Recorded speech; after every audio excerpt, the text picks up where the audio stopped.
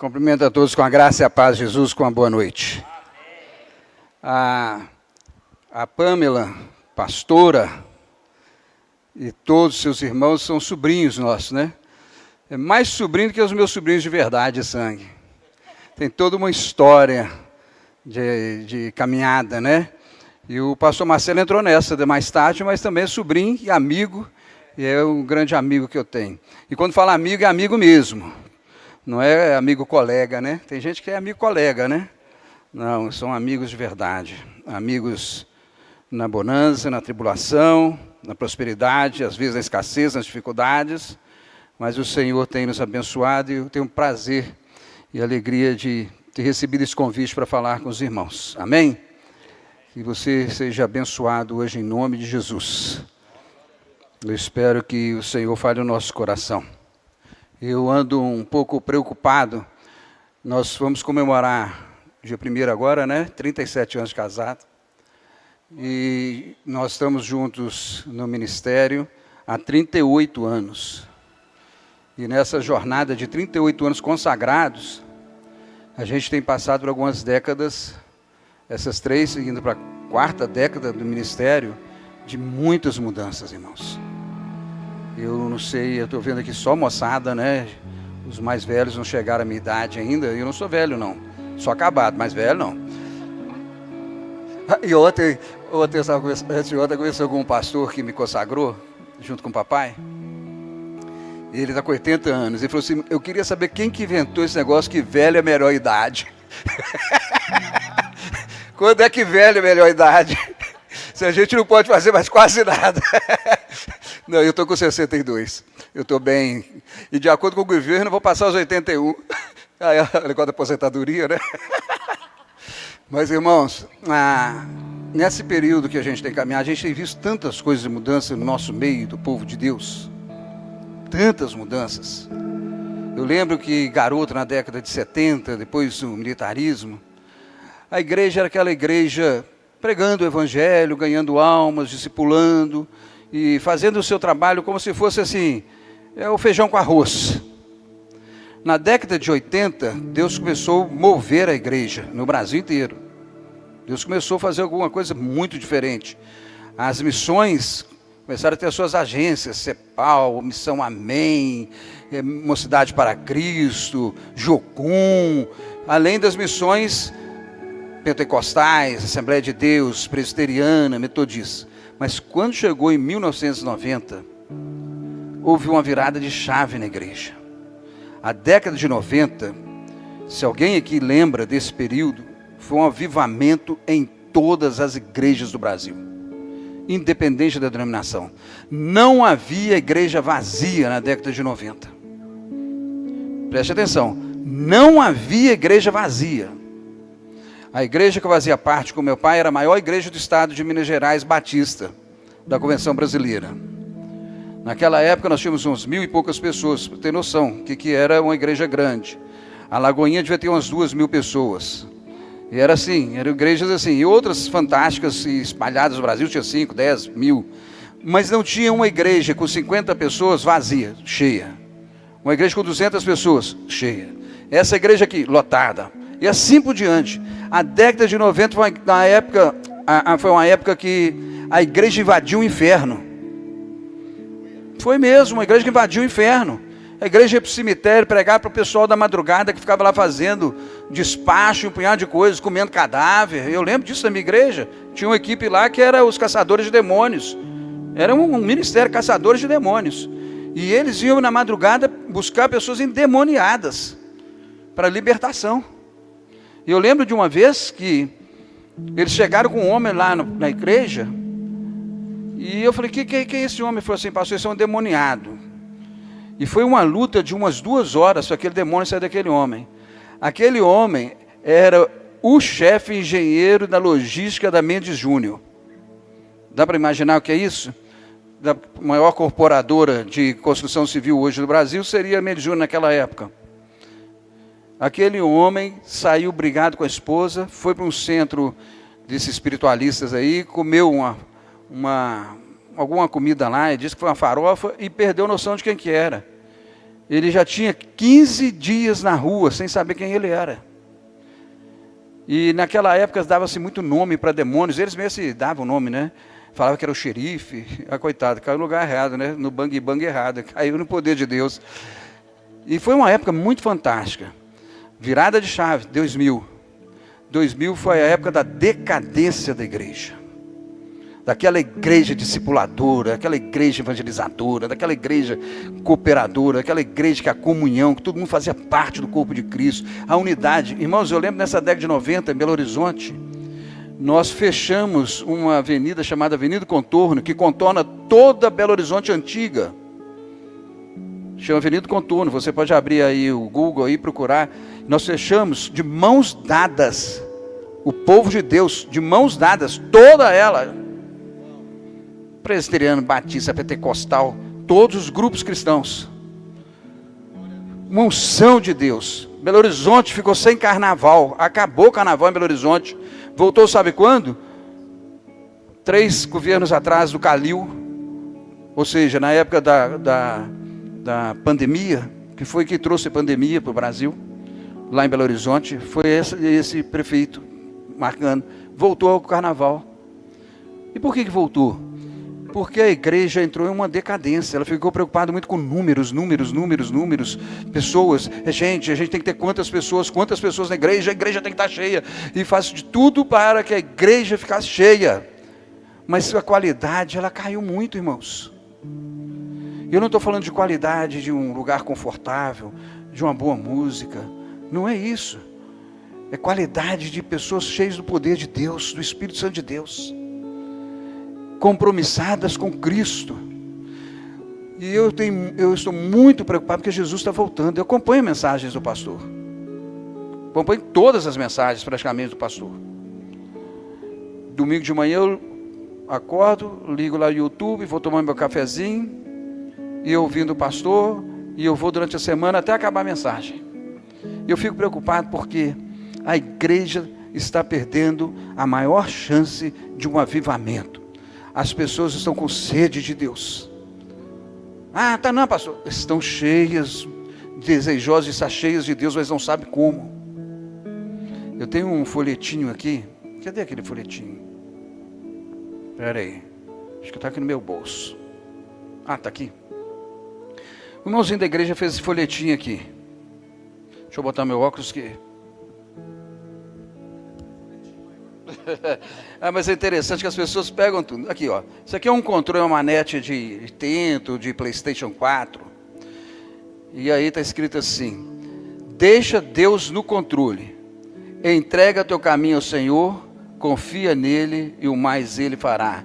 Salmo 37, 5. Toma para você. Evangeliza alguém. Então, eu peguei esse folhetinho que comecei a distribuir. E hoje, no hotel que nós estamos, entraram 2 moças, junto comigo no elevador, e eu falei assim: eu queria deixar esse folheto aqui para vocês. Não é folheto não, isso chama marcador de texto. Jesus te abençoe. Olhou assim, eu falei assim: não, está atrás. Ela virou, uma ficou toda emocionada, começou a gaguejar, e falou assim: obrigado.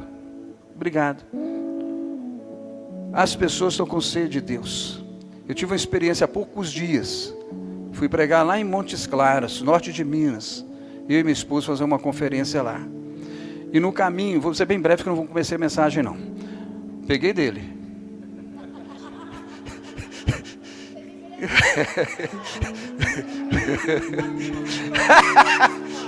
Mas olha que interessante. Saímos de Belo Horizonte 5 e pouco da manhã. No caminho, depois de andar uns 180 km, 170 km, parei no estabelecimento para tomar um café, junto com a Rúbia. Eu falei assim: Rúbia, eu vou no sanitário. Entrei, fui para o sanitário, lá um lugar grande, bacana, pastor. É uma fazenda. E aí, entrei, estava vazio, e tinha um rapaz sentado, eu vi que ele era um funcionário. Mas ele estava de cabeça baixa, eu não cumprimentei. Quando eu fui sair, falei assim: bom dia. Tomei café, íamos embora, e ela começou a conversar com uma mulher lá de uma loja do estabelecimento que a gente estava. E eu falei assim, eu vou aproveitar, vou no banheiro outra vez, que eu não vou parar mais não. Eu vou puxar agora os 300 e poucos quilômetros e vou chegar em Montes Claros. E aí, quando eu entro, o rapaz que estava sentado estava na porta. Eu falei, tudo bem, tudo bem. Entrei, e eu doido para falar de Jesus para ele. Deus falou assim, fala de Jesus para ele, fala de mim. Eu falei, como é que o senhor quer que eu fale? Eu falo de mim. Eu falei, não vai dar nenhuma dica, então pensei, né? E sabe uma coisa que eu descobri? Sabe qual que é a voz de Deus? É a minha. É. Fica esperando, Deus, você não vai lá pregar. Não vai não. Ele fala é no nosso espírito, testifica o nosso espírito, que somos filhos de Deus. Ele falou assim, vai lá pregar. Aí eu saí e falei assim, ei, beleza, tudo bem? Ele, tudo bem, queria deixar isso aqui para você. É uma porção da palavra de Deus para a sua vida. Como é que você chama? Ele pegou o folhetinho, se segurou assim, mas não leu ainda não. Eu falei assim, chama Wesley. Ah, você estava gozando minha cara. Eu também chamo Wesley. Ah, não é possível sim. Que bacana. Aí ele pegou o folhetinho e falou assim, dá uma lida aí. Ele leu, o olho dele encheu d'água. Encheu d'água. Eu falei assim, estou vendo que você é cristão por causa do seu brinco. Eu conheço alguma coisa de Jesus, mas eu estou acabado. A conversa foram 40 minutos de conversa. Não é mais ou menos isso, né, Rubem? Meia hora, 40 minutos de conversa.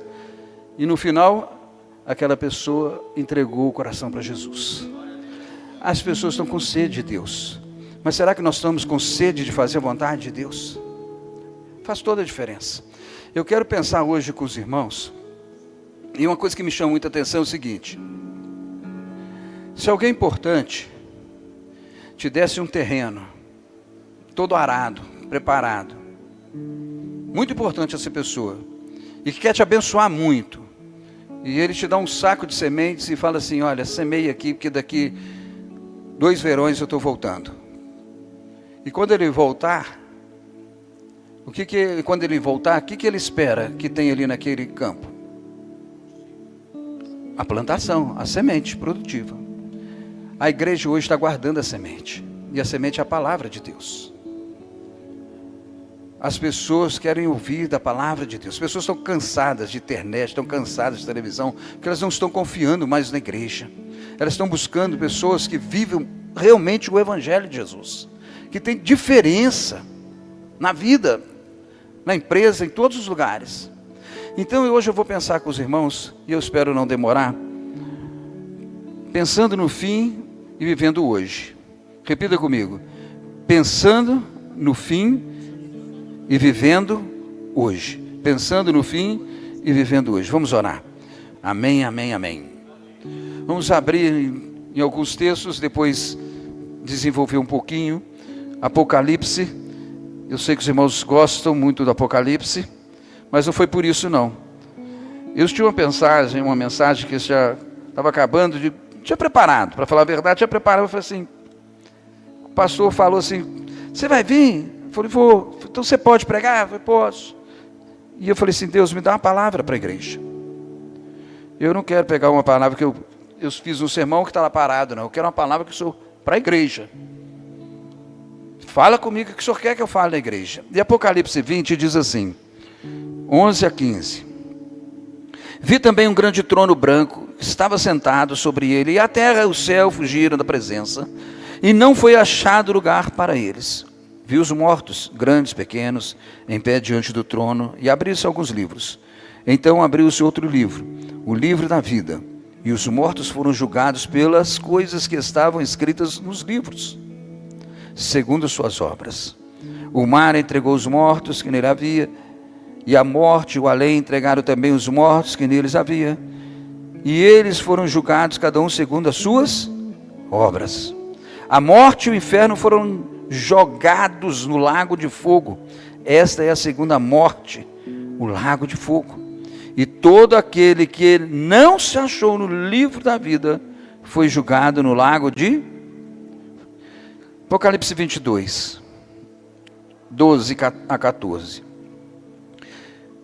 Apocalipse 22, 12 a 14. Venha em breve, trago a recompensa com a qual retribuirei a cada um segundo a sua obra. Eu sou o Alfa e o Ômega, o primeiro e o último, o princípio e o fim.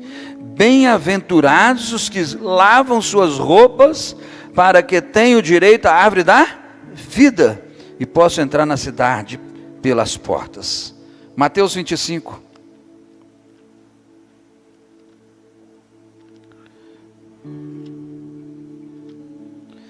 Mateus 25, 31.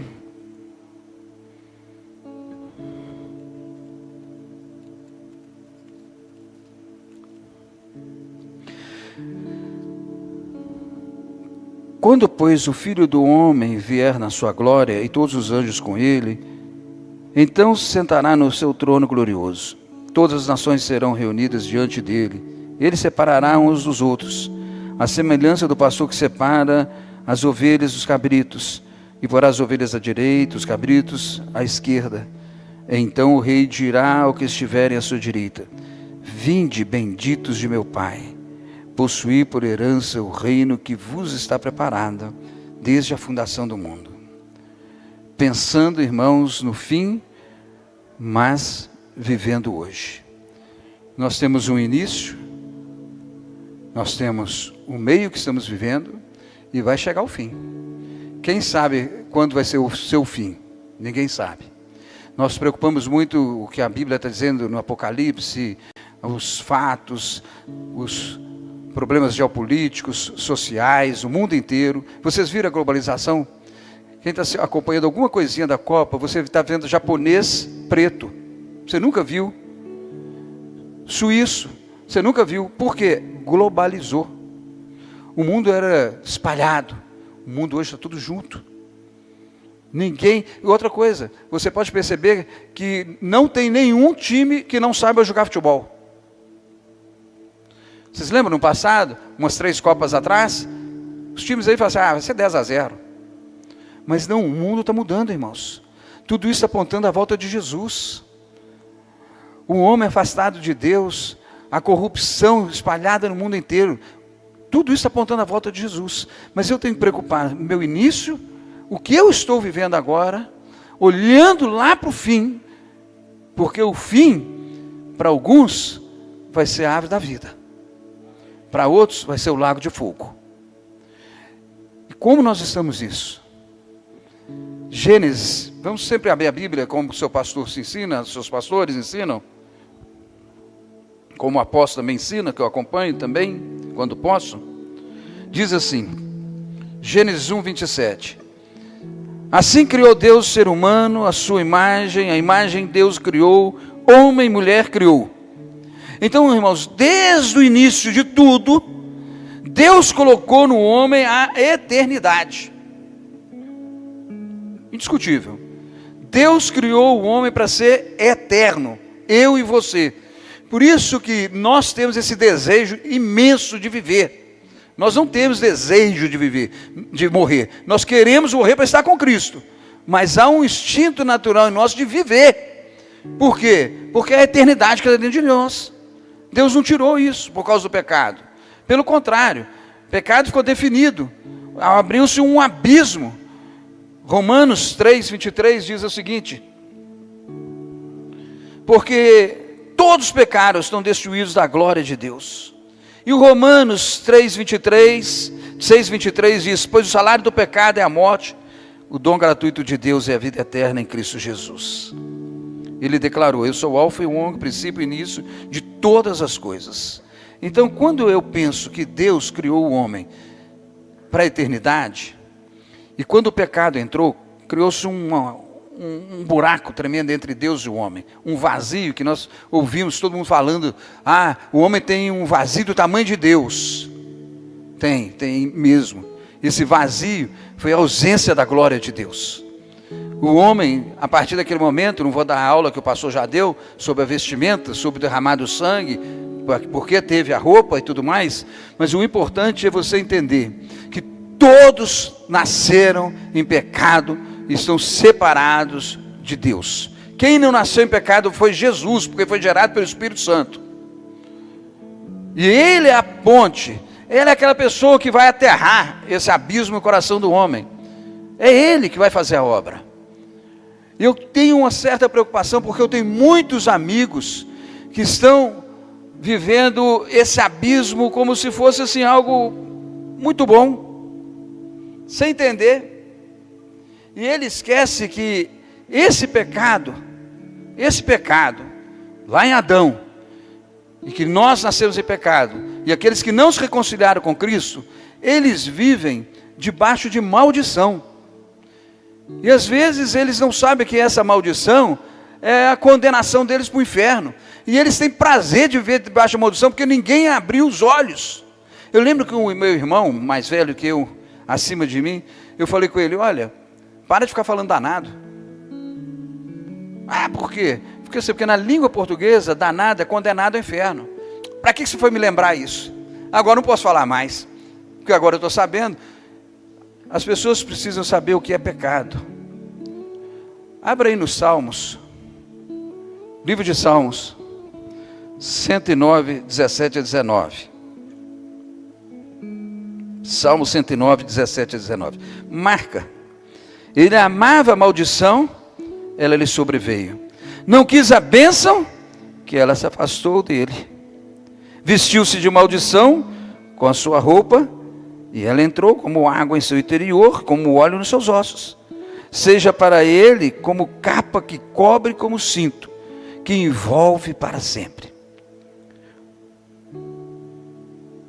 Eu peguei esse texto fora do contexto do Cântico dos Salmos para pensar em Romanos capítulo 1. As pessoas estão vestidas de maldição. E a maldição está entrando como se estivesse entrando no corpo delas e fazendo parte da vida delas. Abra aí Romanos capítulo 1 e você vai ver o que o apóstolo Paulo fala de 18 a 25.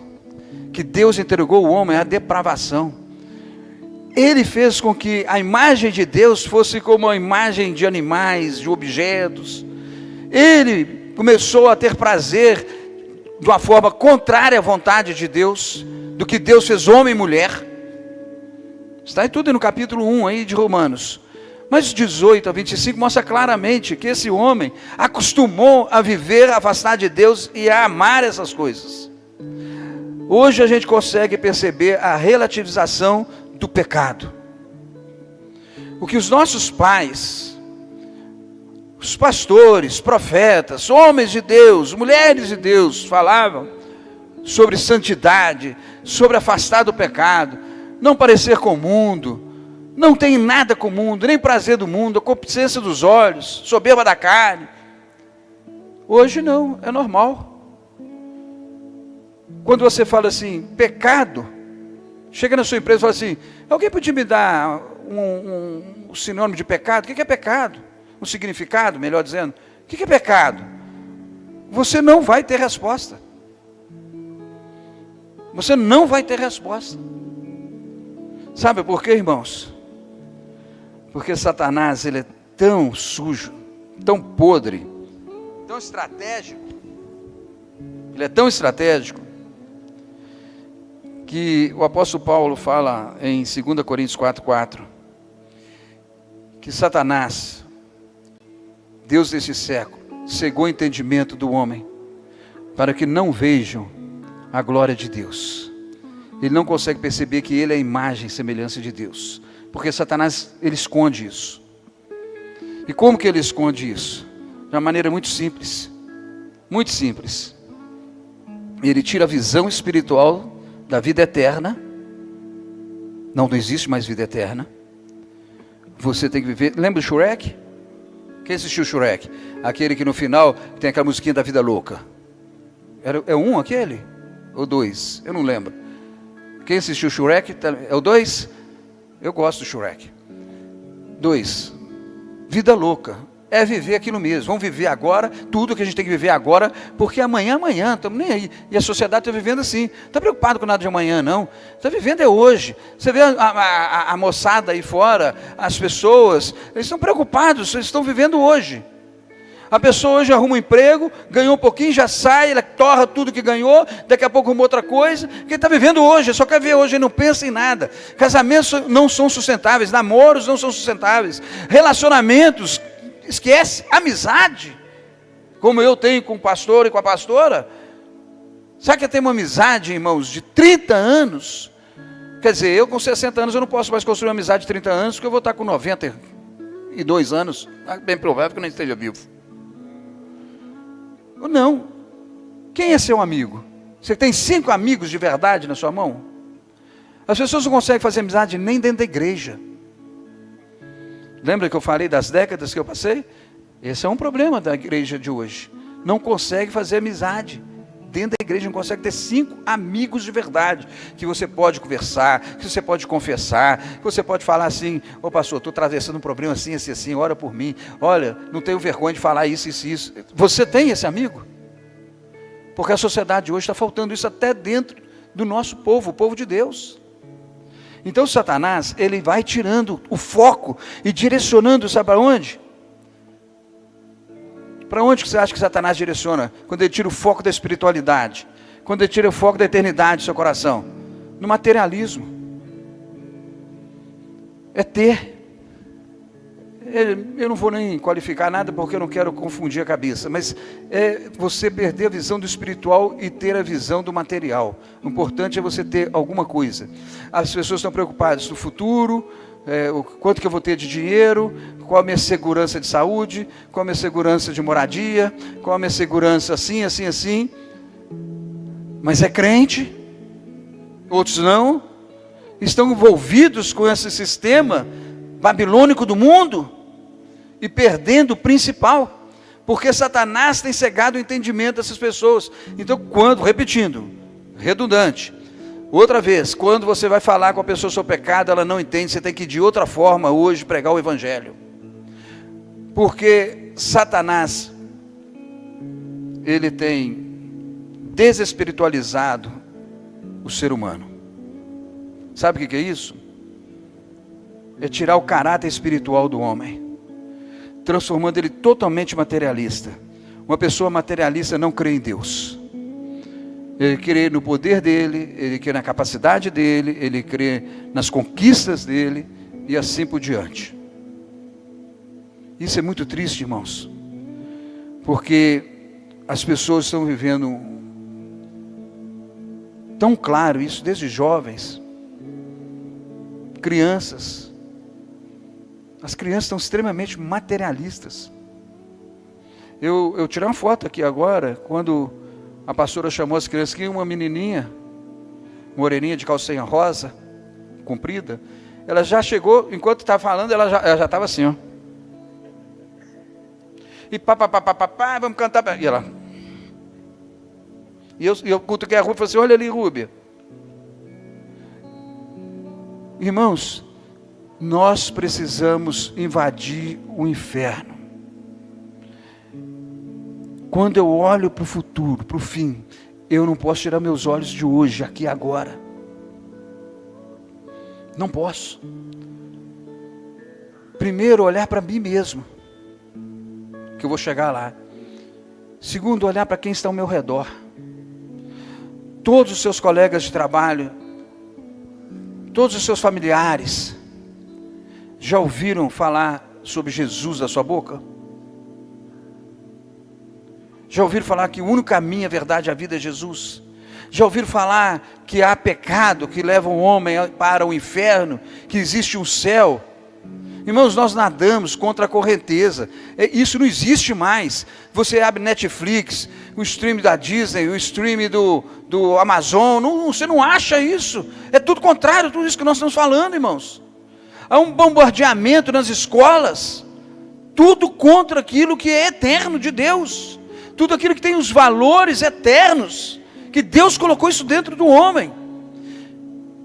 Há um livro antigo, pastor, do Don Richard, um antropólogo cristão, que ele fez uma pesquisa, Fator Melquisedeque, que ele fez uma pesquisa em vários povos,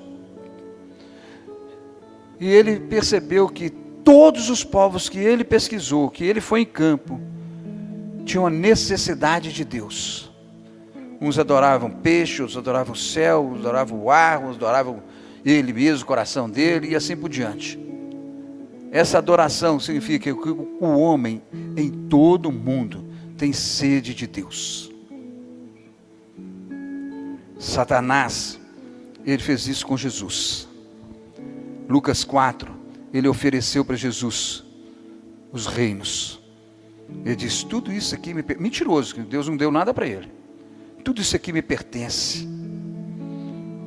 Pertence tudo a Deus. Deus permite ele usar esse materialismo para o reino dele lá enganar as pessoas que querem ser enganadas. E Jesus diz, está escrito. O que Jesus fez quando ele disse, está escrito?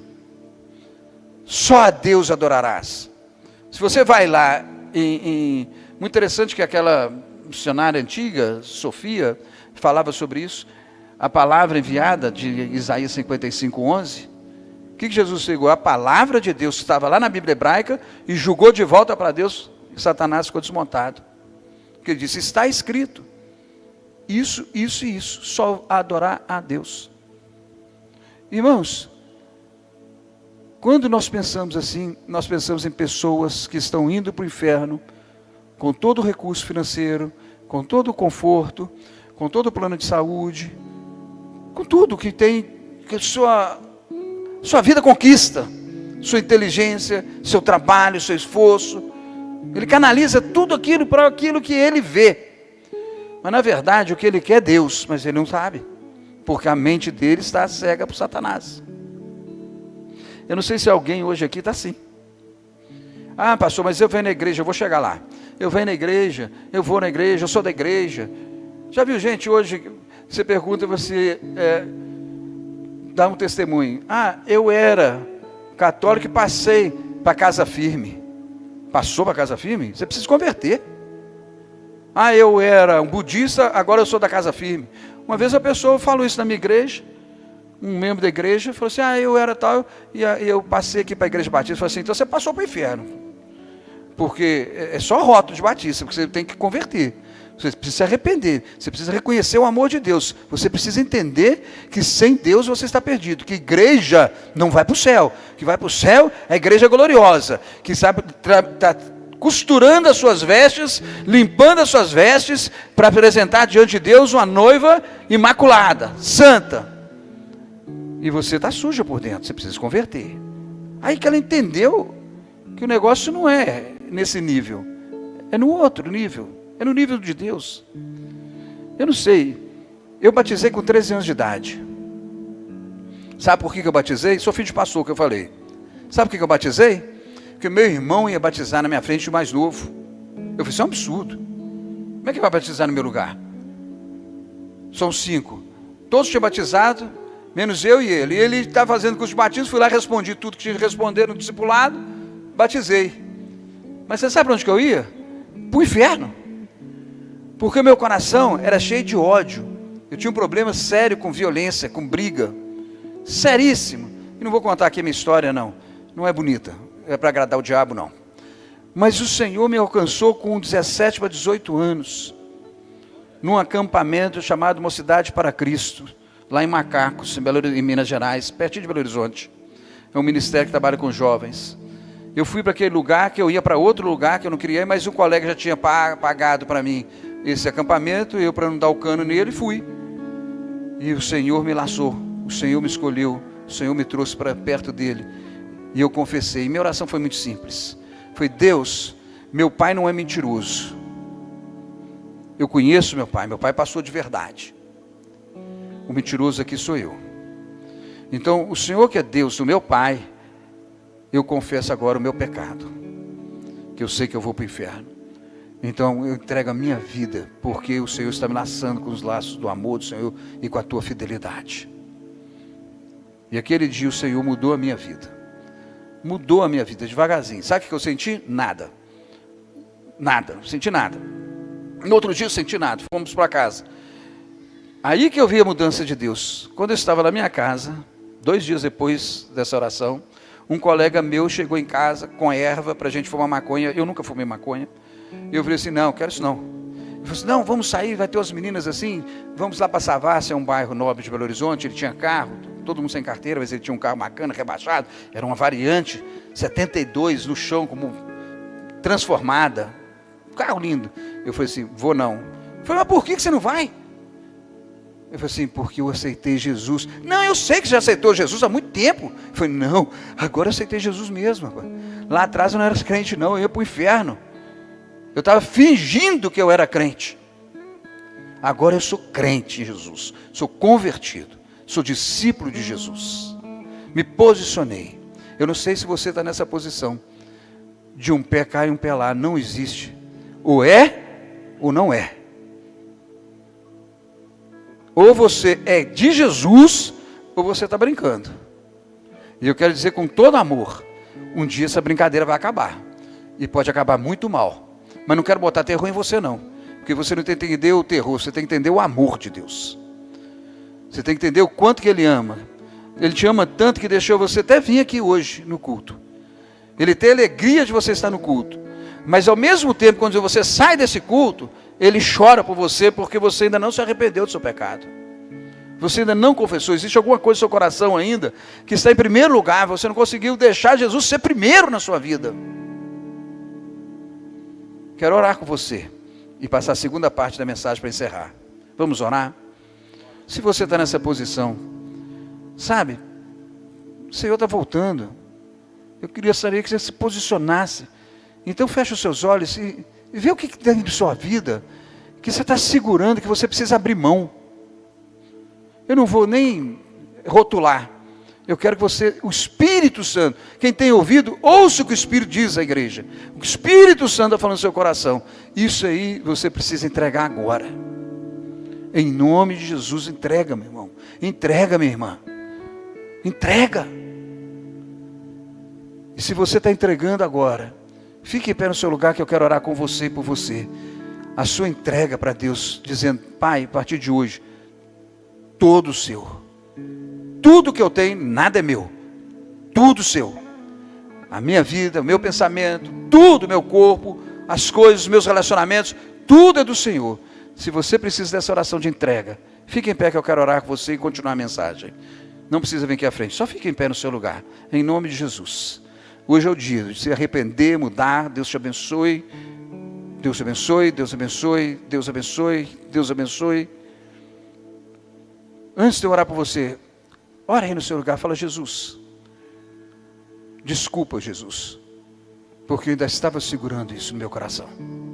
Hoje eu entrego minha amargura, hoje eu entrego minha tristeza, hoje eu entrego meu coração para o Senhor, eu entrego aquilo que estava travando a minha vida. Só o Senhor sabe, ninguém sabe, só o Senhor sabe. E o Senhor revelou a palavra do Senhor hoje aqui no meu coração. Me perdoa. E pela fé eu recebo o teu perdão em nome de Jesus, porque eu confesso que o Senhor é o meu único Deus verdadeiro em Cristo Jesus. Amém? Pode assentar. Então, irmãos, agora vai vir uma palavra pastoral. Uma palavra pastoral. E aí, às vezes, a palavra pastoral não é muito boa, não, né, pastor? Às vezes é muito boa. Assim, é legal, gosta, mas essa palavra é o seguinte, é muito simples. Meu irmão, minha irmã, quantas pessoas você falou de Jesus essa semana? Para quantas pessoas? Para quantas pessoas você chegou e falou assim, aqui, eu quero deixar uma porção da palavra de Deus para a sua vida? Ou você chegou e falou assim, você conhece Jesus? Ou numa conversa, seja qual for, você chegou e falou assim, cara, nenhum governo vai mudar, só Jesus vai mudar o coração do homem. Você cutucou, você quer entrar numa conversa. Para quantas pessoas você acionou Jesus na vida dela? Você já viu como é que a pessoa aciona câncer na gente? É você entrar no lugar que a pessoa está fumando. Aí você já sai, está fumando. Aí se você sai do lugar, o ambiente não é bacana, porque você não vai ficar respirando aquilo. Então você tem que ser o perfume de Cristo. E você tem que, como o perfume de Cristo, o seu aroma tem que entrar na vida da pessoa. E o aroma se chama Palavra de Deus. É intencional. É chegar intencionalmente. Você precisa conectar pessoas a Cristo. Você vai aceitar, se não vai, se quer ouvir, se não quer. Isso é problema ou estratégia do Espírito Santo. Não é seu. Você tem que se colocar à disposição. Eu lembro daquela passagem daquele jovem que perguntou para Jesus, bom mestre, o que eu posso ter para ter a vida eterna? E Jesus disse, olhou para ele assim, eu imagino. Aí ele falou assim, não Jesus, eu amo meus pais, eu honro a Deus, eu faço tudo que a palavra diz para fazer, Mas Jesus continuou olhando, e a Bíblia diz que Jesus amou aquele rapaz. Falou nada, olhou com um olhar de amor para ele. E virou e falou assim: falta uma coisa. O que falta em você, meu irmão? Para você invadir o inferno. Você é uma pessoa boa. Você é dizimista. Você vem na igreja, louva, dança, toca guitarra, fera. O cara lá é fera, hein? A baterista ali, a maioria das bateristas mulheres na igreja toca muito mais do que homens. Já viu isso? Está louvando a Deus. É professor de escola dominical, discipulador. Está na igreja. Mas falta uma coisa. Nós falamos que o Brasil tem 40 milhões de evangélicos ou discípulos de Jesus, ou cristãos ou crentes, não é? Não é verdade, irmãos. Porque se nós tivéssemos 40 milhões de crentes, em um ano esse país estava todo convertido, ou todo mundo já estava sabendo quem é Jesus. Mas não tem isso, irmãos. Por quê? Porque falta uma coisa. Abra a palavra de Deus aí, Mateus 10, 37. O Espírito Santo está falando no seu coração, meu irmão. Abra seu ouvido para o Espírito Santo. Não é para a minha palavra, não. É para o Espírito Santo. Deixa o Espírito Santo falar. Quem ama o pai ou a mãe mais do que a mim não é digno de mim. Quem ama o filho ou a filha mais do que a mim não é digno de mim. Mateus 10, 38 agora. Quem não toma a sua cruz e não me segue não é digno de mim. Primeiro ele fala de amor, de apego. Você quer desapegar? Pega a tua cruz. Pode fazer um sermão de mensagem sobre cruz. Que cruz que é essa? Mas a cruz que Jesus está dizendo é o seu compromisso do evangelho com ele, que é de sofrimento também. Você acha que é fácil pregar o evangelho? É fácil você comunicar. Mas você viver o evangelho, que é outra história. É você carregar a sua cruz. E todo mundo vendo que você está carregando uma cruz. Esse evangelho, que está muito fácil, é o evangelho que Satanás está ensinando. Não é de Deus. Não é de Deus, tem nada com Deus esse evangelho. Das facilidades, dos confortos, tudo. E olha que Deus disse em Jesus, a boca de Jesus, boca de Deus na terra, que Ele nunca iria nos desamparar, que Ele nunca iria deixar a gente passar um tipo de necessidade, porque é Ele quem supre tudo, como Ele vestiu os lírios do campo, que nem Salomão vestiu com tanta glória, Ele também vai cuidar de você. Te prometeu numa poste, não. Ontem mesmo, estava lavando, eu fui, passei no posto de gasolina, parei para tomar um cafezinho de manhã cedo, estava lá um Bentley, o cara lavando um Bentley, falei, bacana. Não é isso que Jesus tem para você, não, pode até te dar, não tem problema nenhum, até bom, desde que você coloque na obra, fica lá lustrando não, põe na obra, põe seu Porsche na obra, né? Põe sua Ferrari na obra, mas é tomar cruz. Sabe, pastor, uma coisa que me chamou muita atenção é esse texto, Mateus 10, 32, 33, e a gente usa esse texto, Mateus 10, 32, 33, a gente usa muito esse texto, quando faz apelo, mas esse texto não está falando de apelo, esse texto está falando de tomar a cruz e seguir. Olha o que diz aí, quem pode ler para a gente em voz alta? Leia para mim, 10, 32, 33, vamos participar, pode ler,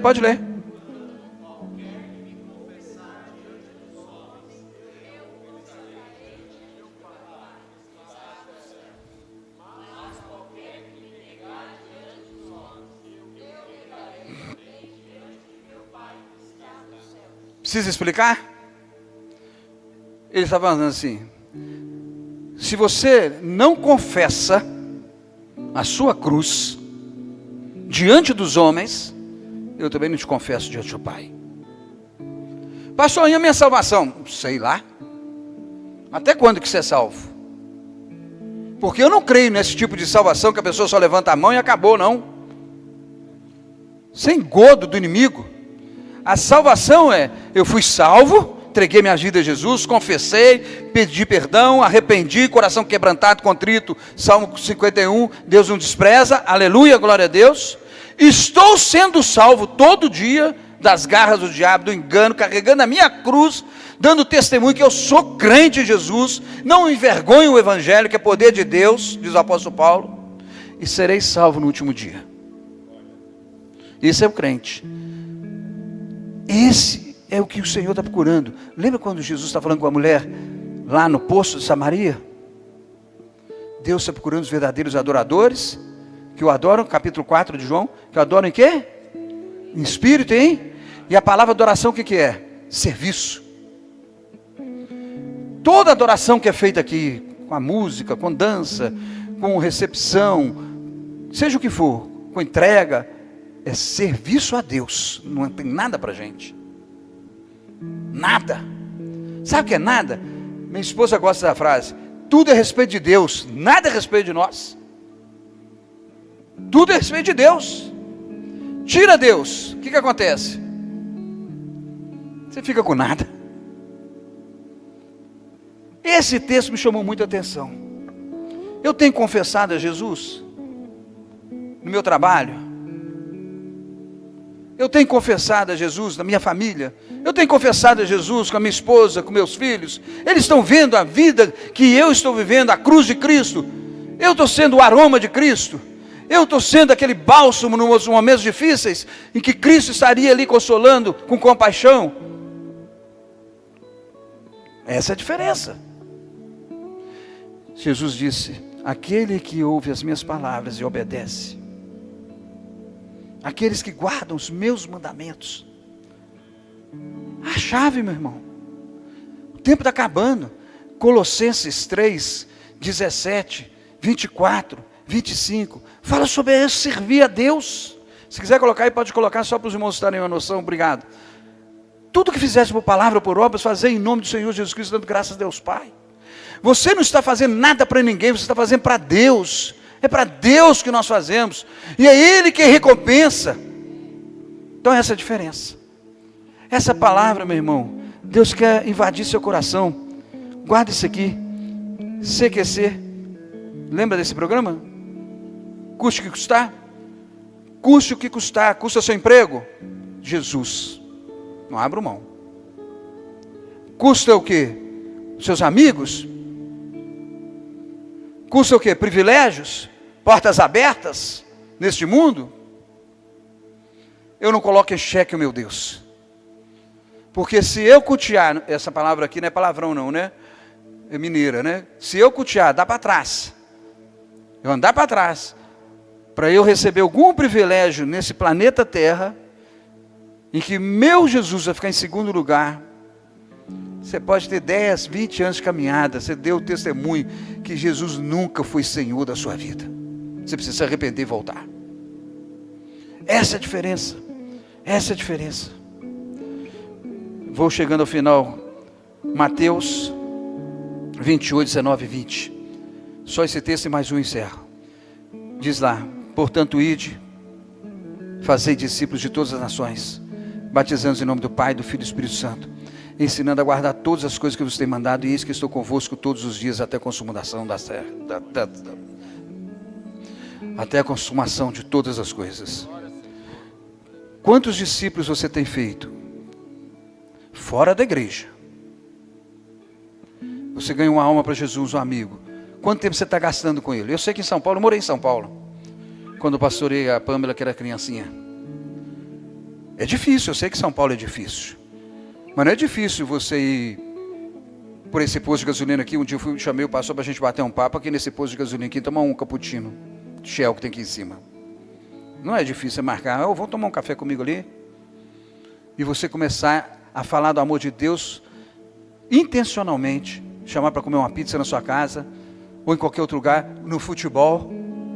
E aquela pessoa então, ela quer Jesus, ela recebe Jesus. Para tudo, meu irmão. Investe nessa vida. Investe nela. Traz para perto de você. Não é discipulado de ficar só ensinando Bíblia. Bíblia o pastor ensina. É caminhar com você aqui, ó. É caminhar com você. Eu tenho discipulado uma pessoa que tem pregado lá na minha igreja, acho que eu falei aqui do tatuador, o Dom. Aí eu fosse fazer um velório da avó da mãe dele, da esposa dele. Aí eu falei assim, você dá uma palavra inicial e ora. Ué, pastor, como que é? Sei não, você vai fazer. Você vai lá, dá as boas-vindas, fala que o pastor vai falar e faz uma oração. Mas o bichinho fica igual uma vara verde. Então quando eu voltar agora, eu já vou trazer para perto e falar assim, vou te ensinar. Anda comigo. Vamos andar outra vez. Vamos andar mais um pouquinho. A Rúbia sabe que eu tenho discipulado ele. E ele era uma pessoa que 2 palavras, 3 era palavrão. Sem querer. Hoje ele prega o evangelho. É um dos maiores tatuadores de Belo Horizonte. E de Contagem. Muito conhecido. Mas ele encontrou o amor de Deus. Eu tenho discipulado. Eu tenho um grupo no WhatsApp de discipulado, onde eu estou ensinando a palavra e tenho chamado algumas pessoas para ir andar comigo, para conhecer. Porque o discipulado, o que Jesus fez? Ele andou. A gente está fechado as nossas casas, nós estamos fechando os nossos relacionamentos, a gente não consegue mais ir numa pizzaria para sentar e conversar e falar do amor de Deus. Fala do Corinthians, fala do São Paulo, fala do Palmeiras, fala do Brasil, mas o amor de Deus a gente não senta para conversar. E a gente precisa fazer isso. Faça discípulos. Prega, ganha almas. Quantas pessoas já ganham para Jesus? Sei lá. Mas é fazer discípulo. Aquele que está perto é para você trazer. Deus te dá a oportunidade de você trazer. Traz para a igreja. A igreja é um princípio, é o início. Mas o discipulado é seu. Não empurra para a costa dos seus pastores, não. É seu, nem para os seus líderes. É seu discipulado. O seu pastor, o seu líder está aí para ajudar você a caminhar e discipular. Encerrando. Provérbios 17:3. Pode jogar aí, irmão. Tem jeito? Isso. O crisol é para a prata, vamos lá? E o forno para o ouro. Mas o Senhor é quem prova os corações. Estamos acabando, irmãos. Deus está provando. Deus está provando. Uma vez eu preguei para vocês jovens no outro templo. Devia ter uns 300 jovens. Olha como é que está. Não tem problema. Quanta gente. Importante que você está aqui. Deus está provando. E não é justificativo para os outros não estarem aqui não. Não é isso não. Deus está te provando no seu trabalho. Deus está te provando na sua casa. Deus está te provando no seu secreto. Deus está te provando. Fica firme, irmão. Não é fácil. Fogo de Deus para purificar a gente, às vezes dói e dói muito. Você passa por um deserto. E eu estava conversando com minha esposa brincando comigo, que a gente tem que passar por uns desertos, o pastor sabe disso. Ela virou assim, Wesley, a gente está passando deserto, mas não sabia que era o Saara. Não sabia que era o Saara. Eu falei, mas é assim mesmo. É Deus provando para o nosso caráter em Cristo Jesus ser formatado, forjado, para que o inferno estremeça. Lembra daquela passagem de Atos? Está lá o rapaz, os filhos de Cefas, expulsando demônio, tomaram um chega para lá, ao ponto de sair envergonhado, e falou assim, o demônio falou assim, eu sei quem é Paulo, que você está tentando expulsar, me tirar dessa vida, eu sei quem é Jesus, mas você quem que é? Meu irmão, nós temos que ter o nosso nome, sabe onde? Lá no inferno tremendo. Ixi, chegou o João. Chegou o Renato nessa festa aqui. O que ele vem fazer aqui? Não tem ninguém crente, ele é colega de um cara aqui. Tá tudo errado. É isso, irmãos. Satanás, os demônios têm que ver a gente assim. Chegou. Acabou a festa. Só a sua presença cheia do Espírito Santo, só conectando pelo poder de Deus, alguém ali que Deus mandou você naquele lugar para salvar, levar o Evangelho. O inferno tem que tremer com a sua presença, em nome de Jesus. É tempo de fogo, meu irmão. É tempo de fogo. É tempo de provação. E sabe o que acontece? Lê lá, Romanos 5. Tem alegria na tribulação, na esperança, na fé, porque você vai ser cheio do poder de Deus. Esse negócio de ser cheio do poder de Deus só porque a gente vai no monte orar, ou jejua, ou isso, é parte. Agora, a prática do tempo que você jejua, do tempo que você lê a palavra, do tempo que você vem na igreja, é que faz toda a diferença. Sabe o que acontece quando você chega na sua empresa? Um dia, e você é fiel a Deus, vão chegar assim: ô Rúbia, eu estou com um problema, você pode orar por mim? Olha, eu estou com uma situação assim, você pode orar por mim? Você é crente, né? A Pâmela e o pastor nos deu um presente num hotel, e de repente, no final lá, eu fui abordar um senhor que tinha feito aniversário num dia anterior, e ele estava saindo. Eu fui lá falar com ele, dar parabéns para ele. Ele falou assim: você é pastor, né? Eu não tenho vergonha de ser pastor, sou pastor mesmo. Os outros que estão envergonhando não me representam, quem me representa é Jesus. Vamos orar? Vamos orar. Feche os seus olhos. Depois do que Deus falou, que você se comprometeu, eu quero fazer um último apelo. Quem quer se comprometer até o final do ano, levar alguém a Cristo, discipulando a vida dele? Pode ser uma pessoa que chegou na igreja agora, que aceitou Jesus. Aproxima. Eu quero fazer discípulo em nome de Jesus. Fique em pé no seu lugar, que eu quero orar por você e com você. Eu quero fazer discípulo. Cada cadeira dessa vazia é uma responsabilidade minha. Não é do pastor, nem do apóstolo. É minha responsabilidade. Eu faço parte dessa casa firme. E ela só é casa firme porque existem pessoas firmes com Jesus. Senão é só um nome. Vamos orar. Feche os seus olhos. Visualiza, lembre de alguém que não tem Jesus, que é perto de você. Visualizou? Coloca para o Pai. Pai, eu quero colocar, fala o nome dessa pessoa, diante do Senhor. A tua palavra diz, em Efésios 6:10, para eu buscar a força do poder do Senhor no Senhor. A tua palavra diz em Filipenses 4:13, que eu posso todas as coisas naquele que me fortalece. Fala aí com Deus. Senhor, envia essa palavra para o Senhor, para que ela seja real na minha vida. Pela força do Espírito Santo, teu poder na minha vida, me ajude a levar essa pessoa a Jesus. Me ajude a ensinar ela a andar com Jesus. E se não for ela, Jesus, quem será? Abra os meus olhos espirituais, para que eu possa ganhar almas, discipular e continuar servindo ao Senhor. Porque o Senhor está procurando os verdadeiros adoradores, e eu quero ser um verdadeiro adorador, em espírito e em verdade. Pai, obrigado por essa noite. Amém, amém e amém.